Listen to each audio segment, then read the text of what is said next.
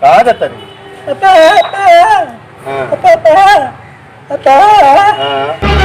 Oh no!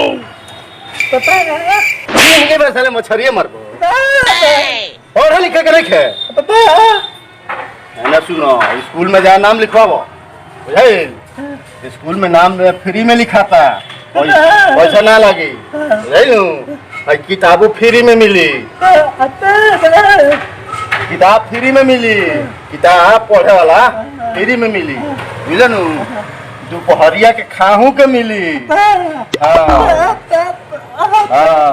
हाँ ड्रेसो मिली, dress. हाँ ठीक है नु? अब पैसों मिली।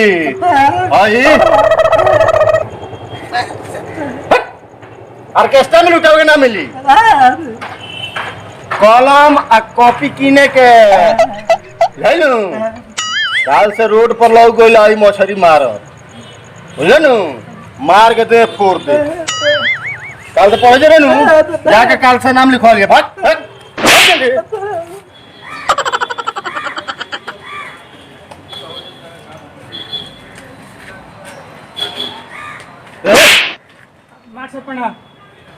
कहाँ जाते रही?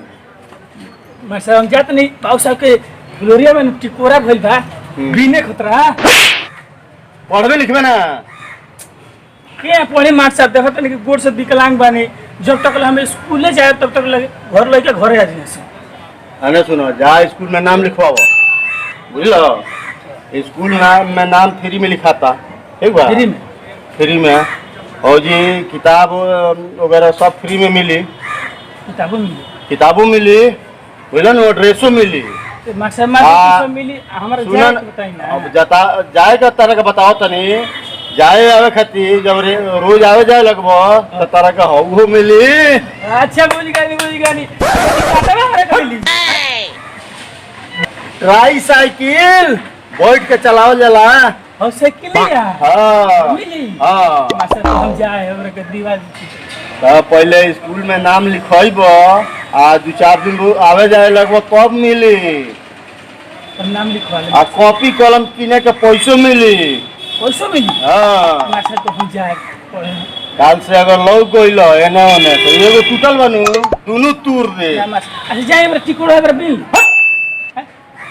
तो जो अभी टाइम बा जाके स्कूल में नाम अपन लिखवाओ। अच्छा मास्टर जाते घर जाना पेन का होता नहीं जमाई के लेके जाए।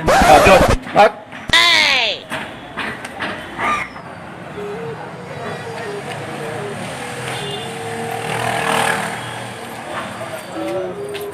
प्रणाम साहब।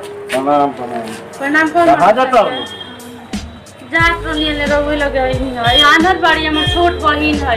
इनका पढ़े के बहुत शौक लागेला लेकिन कैसे पढ़ सकेली?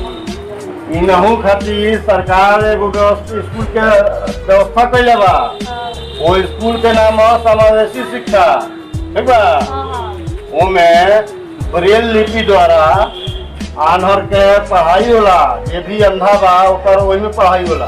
हाँ सब सरकार व्यवस्था फ्री में कर दिला बा। पढ़े के, लिखे के, खाए के, पिए के, रहे के सारा सरकार के व्यवस्था बा। बुझल नु?